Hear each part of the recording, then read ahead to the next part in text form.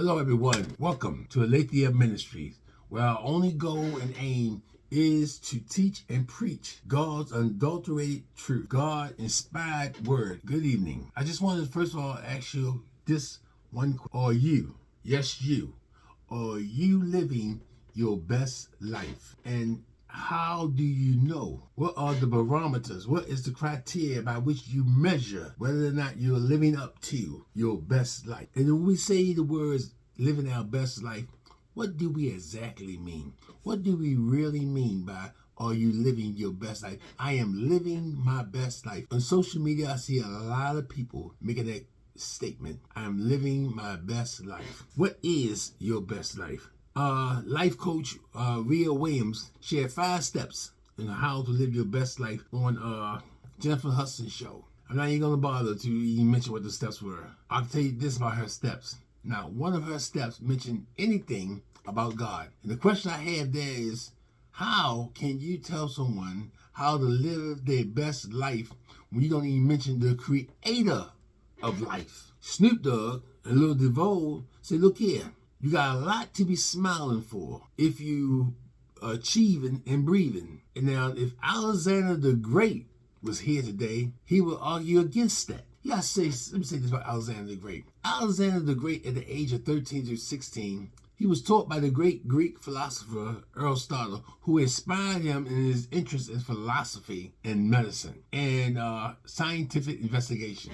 In his late teens, he became a great warlord and a warrior on the battlefield. So much so that by the age of 30, he had conquered the known world. At the age of 30, he conquered the known world. And at the age of 33, because of boredom, no more world to conquer, he drank himself to death at the age of 33. He lived chasing after satisfaction. Alexander tried to fill a void in his soul that was created by the sins of Adam. Most people, if they be honest and truthful, no matter how successful they may appear before you and I, if they are honest, they will tell you they're still yet not satisfied, because they try to fill a spiritual hole, a spiritual void space that's created by sin of Adam. We have an empty space in our soul that was created by the sins of Adam and the vacating of that space where man met with God in his soul. And we are craving to fill that space. We indulge in sex, drugs, alcohol, and all other kind of things, but nothing can satisfy it. Alexander the Great drank himself to death of a boredom. And he penned these words. He said, a tomb or grave now suffice him, for whom the whole world was not sufficient. You know what he say? What he couldn't get out of the world, the grave became enough. It put to sleep or to death that craving. So in other words, in the words of Rolling Stone, Alexander the Great was saying, I can't get no satisfaction, no matter how much I tried. He died at the age of 33, dissatisfied with this world and what this world had to offer. This philosophy and way of living is nothing new. It was prevalent in the time of Christ. In Luke, we saw the story of Luke 12, verse 16 and 21. We saw the story of this man who had land that yielded much crop. And he had the dilemma. He had more crop than he had room to store it. And this was his solution to his dilemma. Verse 18, he said, I will build bigger barns to store all my goods. In verse 19, he said, I will store all my grain and all my goods. And I will say to my soul, you have many goods laid up for many years to come. Take your ease, drink, eat, and be merry. In other words, live your best life. But God said to him, you fool, this very night your soul is required of you. And now who will own what you have prepared? Today, I want to talk about what can you do when living your best life comes to a dead end. Jesus, when addressing this issue of living your best life, annihilated and obliterated the very idea with 2 rhetorical questions. In Mark chapter 8, verses 36-37, he asked 2 rhetorical questions which blew this concept of living your best life out of the waters. The first question Jesus asked was in verse 36. What does it profit a man to gain the whole world and forfeit his soul? What does it profit a man to gain the whole world and forfeit his soul? And this whole world, not talking about the earth, we're talking about the system that's in the earth. And normally you can round up this system of earth into four, I call it 4 P's. Earthly pleasures, earthly possessions, earthly prestige, and prosperity. What does it profit a man get all of those things and then forfeit his soul? Solomon was one of the wisest men that had ever lived apart from Jesus Christ. Listen to his assessment about all the things that the world has to offer. Now, Solomon, it has been recorded that he had a harem of 700 wives and 300 concubines. This gives you an estimate of all his possessions. A harem was an adjustment to the house, an attachment you made, a room for if you had a girlfriend or numerous of wives, and they lived, that was their living headquarters. So an attachment to his house was a living quarters that could hold 700 wives and 300 concubines, girlfriends. Now, if that's not impressive enough for you, one of his girlfriends or wives was the daughter of Pharaoh. Not only that, he had some of the most beautiful women from other countries. Moab, the Edomite, Sidonian, Hittites. Listen to what Queen of Sheba had to say when she visited Solomon. 1 Kings 1:9. Queen of Sheba. Now when the Queen of Sheba heard about the fame of Solomon concerning the name of the Lord, she came to test him with difficult questions. So she came to Jerusalem with a very large retinue, with camels carrying spices and very much gold and precious stones. When she came to Solomon, she spoke with him about all that was in her heart. Solomon answered all her questions. Nothing was hidden from the king which he did not explain to her. When the Queen of Sheba perceived all the wisdom of Solomon, the house that he had built, the food of his table, the seating of his servants, the attendance of his waiters and their attire, his cupbearers, and his stairway by which he went up to the house of the Lord, there was no more spirit in her. Then she said to the king, "It was a true report which I heard in my own land about your words and your wisdom. Nevertheless, I did not believe the reports, until I came and my eyes had seen it. And behold, the half was not told me. You exceed in wisdom and prosperity the report which I heard. How blessed are your men! How blessed are these your servants who stand before you continually and hear your wisdom. Blessed be the Lord your God who delighted in you to set you on the throne of Israel, because the Lord loved Israel forever. Therefore he made you king, to do justice and righteousness." Solomon said this about earthly pleasures and possessions in Ecclesiastes chapter 1, verses 2 to 3. Vanity of vanities, says the preacher. Vanity of vanity, all is vanity. What advantage does a man have in all his works which he had done under the sun? The word vanity meaning meaningless, empty. All of man's endeavors, no matter how loath they may be, whatever he aspired to do, if he becomes a Hall of Famer, if he lived a life that we consider to be a legendary, Solomon said this: all of men's endeavor without substance and meaning, it means nothing. Our lives come and go, and if it excludes God, it's empty, it's meaningless. What benefit is there if I could collect all the cars of Jay Leno? Jay Leno has so many classic cars that it takes 3 hangars to park. Hangars is where you put airplanes in. Not just any car, he got classics. It takes 3 hangars to store all his classics. What profit a man if he can gain all that and forfeit his soul? What profit a man if he can own all the classic Ferraris of David Letterman? His cars range in the millions a piece. Liberace, Rolls Royce, laced with rhinestone, diamonds, gold, and silver. What if I could have all those things and live a life of emptiness when it comes to eternity and forfeit my soul? Those things remain, but I'm gone and living on. And all those things that I accomplished is left here. Now I stand before God, holy God, an awesome, righteous, all-knowing. When he speaks, it's like thunder. I stand before him and I must give an account. And he'll say, "Fool, now whose possessions do those things belong to? What do you bring here to represent you and your righteousness towards me. The Bible tells us, build our treasures not on this earth, but in heaven, where rust, moth, and thieves cannot break through, steal, and destroy. What treasures have you built in heaven? What it profit a man to gain the whole world and forfeit his soul? The word forfeit means to suffer loss, to experience detriment. I used to play Little League Baseball, James Mosier Little League. And whenever we had a game and the other team didn't show up, it was considered a forfeit. And because they didn't show up, we won automatically.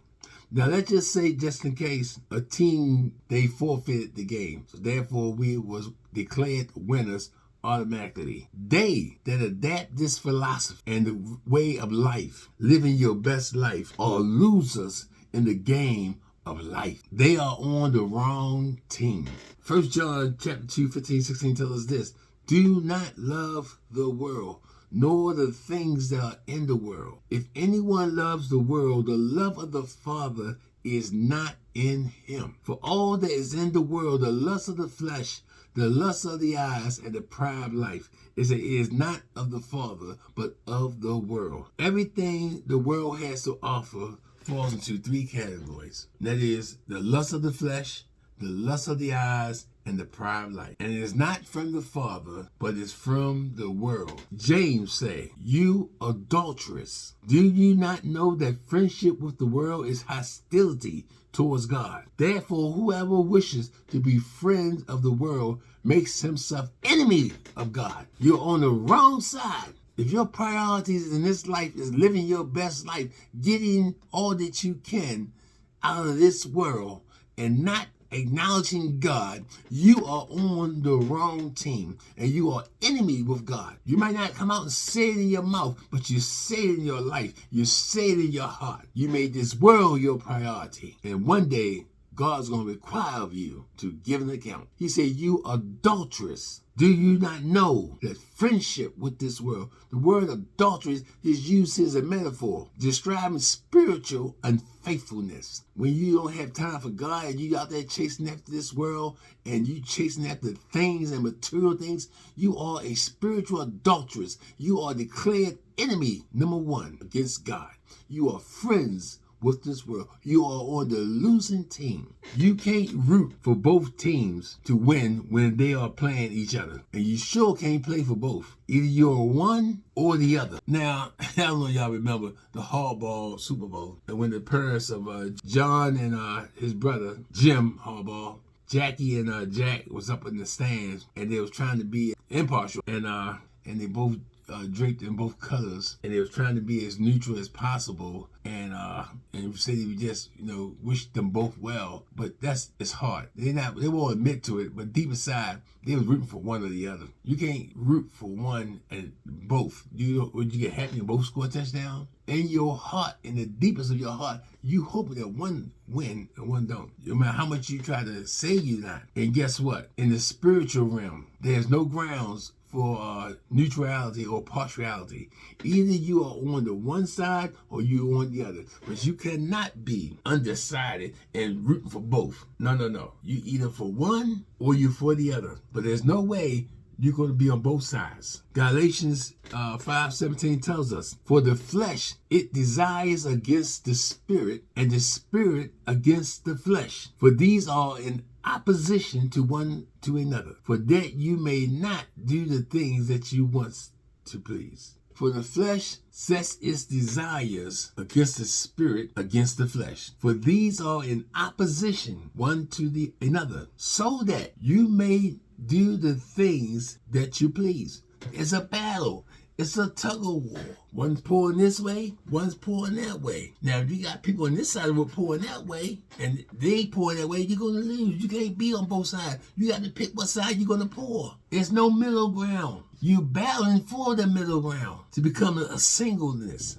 Now, back to my baseball analogy. Before a game can be declared a forfeit, the opposing team will be given 15 minutes to produce to a lineup of 9 players. If 15 minutes pass and the team doesn't have enough players, the game is officially over. Let's say undefeated team players begin to show up after the 15 minutes of the period has been declared forfeit. and the players starting to show up 20 minutes later. The coaches sometimes decide to play the game. Although it's officially decided who's the winner, it's like not wasting the time that we're here. We all dressed up, we got our uniform, we got our gloves. Let's play at least for the sake of getting some practice in. And the thing about that is, you may play the game, but it's already declared who's the winner. It's like watching a pre-recorded game that has already occurred. I don't know about you, but when I watch a pre-recorded game that I already know the outcome, it's different from watching a game that is being done that moment at live, because my whole approach is different now. I could be watching a pre-recorded game and I already know that my team won. We could be losing 35-0 in the fourth quarter. I'm not worried. I'm not anxious. I'm sitting back and I'm watching to see what did they do to win the game. I'm comfortable. I could eat my food and drink, but now if it's a live game, I'm down 35. Sometimes, you know, we turn the station and look at another game. So our mannerism, our whole, let's say, aspect of anxiousness and anxiety is neutralized because I already know the outcome. And that's what Christ said. He said, these things have I spoken to you in John 16:33, so that in me you may have peace. I ought to have the peace of God in my life. If I'm a follower of God and I'm rooted in God's word, I should experience the peace of God. I should approach life as though I approach a game that's been pre-recorded. I already know the outcome. So no matter what the enemy may do, he cannot knock me off my rocker. He cannot knock me off a point because I'm resting in what I already know to be the outcome. Jesus said, these things I have spoken so that in me you may have peace, tranquility. In the world, you'll have tribulations. You're going to have some testing times. But guess what? I don't have to wait till the battle over to shout, because I already know we got the victory. I can go through tribulations calm and cool and collect. I might work at a job at the time. I wouldn't do certain services pretending that I'm doing it. If they make money off me and off the customer, the guy come to me and said, man, they trying to fire you. You hear what I'm saying? I said, man, I ain't worried about them. When you know that you know that you know, no matter what the world throw at you, you don't have to be all in arms. You don't have to be all excited, all worried, can't eat, can't sleep. You already know the outcome. Jesus said, these things I written that you may have peace, tranquility. In this world, you're gonna have some bumps and bruises. But be of good cheer. Why, Christ? For I have overcome the world. I have already won the victory. Going through life is like going through a pre-recorded game. Just got to wait to the end to celebrate the victory or to experience the victory completely. You already know who already won. The second question, rhetorical question Jesus used to annihilate this thought of living your best life. He said, Mark chapter 8, verse 37, what will a man give in exchange for his soul? The word given in change is one Greek word, antilegoma, and the word means equivalent or ransom. This is the picture of a kidnapped person, and the kidnappers are asking for a ransom that is equivalent to the value of the person's life whom they kidnapped. What Christ is saying here is this: when you are living your best life, you have willingly or willingly volunteered or voluntarily allow Satan to kidnap your soul. When you're living your best life, you have voluntarily allowed Satan to kidnap your soul, and he became your captain of your team. Matthew 6:24 tells us, no one can serve two masters. Either he will hate the one or love the other. He will be devoted to one and despise the other. You cannot serve God and money or wealth or manner. Commitment to God and the things of God requires single-mindedness, consecrated heart, consecrated mind. James say this about a double-minded person. What do I mean by double-minded? A person that has a mind or soul divided between God and the world, trying to do both. This is what we call a person walking the fence, walking the fine line, trying to be on both sides. James say this in chapter 1, verse 8. A double-minded man is unstable in all his ways. He is unstable in all his ways. He has no stability. He is not anchored in his faith. He's not reliable when you're in the battlefield. He don't know who his enemy is. A true, wholehearted follower of God resists the storms of temptation and test because his faith is anchored in the Lord. Unlike that double-minded man who's unstable, someone who is following God, who's consecrated, he has stability in his life. Jeremiah 17:8 say this, "For he will be like a tree planted by the waters, that extends its roots by the stream, and will not fear when heat comes, but its leaves will be green, and it will not be anxious in a year of drought, nor cease to yield fruit." A tree that is planted by the rivers of water, its roots extends, meaning it goes down deep and is plugged into the source of water.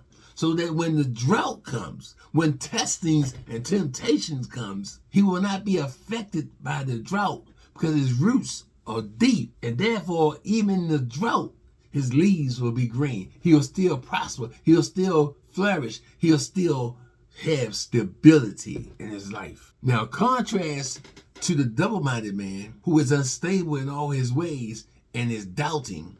James 1:6 say, for the one who doubts is like the waves of the sea. He is driven and tossed by the wind. Now watch this. Unlike the person who is single-minded and consecrated and focused on God, that when the storms begin to blow his way, he is not moved because his roots are deep in the soil of God's word. Now, the double-minded man who's not committed, who's not consecrated, who's not focusing, who's not meditating on God's word day and night, but only lifts his Bible up every now and then when he goes to church, every now and then on Sunday, he is just the opposite. James said he's like the wave of the sea. And whatever way the wind is blowing, that's the way the wave is flowing. You hear what I say? Whatever way the wind is blowing, that is the way that the waves are flowing. Whatever trend that comes up, he's right there with him. Wherever the wind takes him. I was down in Virginia, oceanfront. One thing I noticed when I was on the deck, the wind or the waves was coming from the southwest. Then it was coming from northeast the next day. Or sometimes it was coming straight towards the house. But the waves was coming in different directions.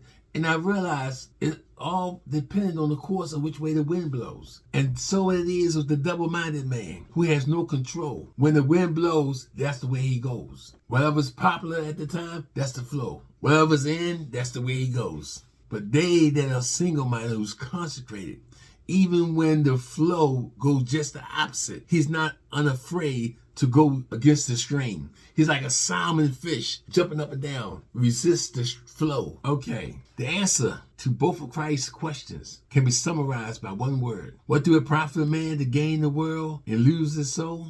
The answer to both of Christ's questions can be summarized by one word. There is nothing beneficial or profitable about living your best life in exchange for the loss of your soul for eternity. What is profit a man? Nothing. There is no ransom you can pay that is equivalent enough to compensate for the cost of living your best life here on earth. So what can a man do when living his best life come to a dead end? Nothing. Silver and gold has no value that can compensate for a lost soul. And the only reason why we, the redeemed ones, are saved is not by our works or nor by our might. 1 Peter 1:18-19 says this, knowing that you were not redeemed, delivered with perishable things, like silver and gold from your futile ways of life inherited from your forefathers, but with precious blood, as of a lamb, unblemished and spotless, the blood of Christ. It was the blood that saved. It was the blood that raised me. It was the blood that cleansed me. Oh, how precious is the flow that makes me white as snow. Nothing but the blood, Jesus. Thank you.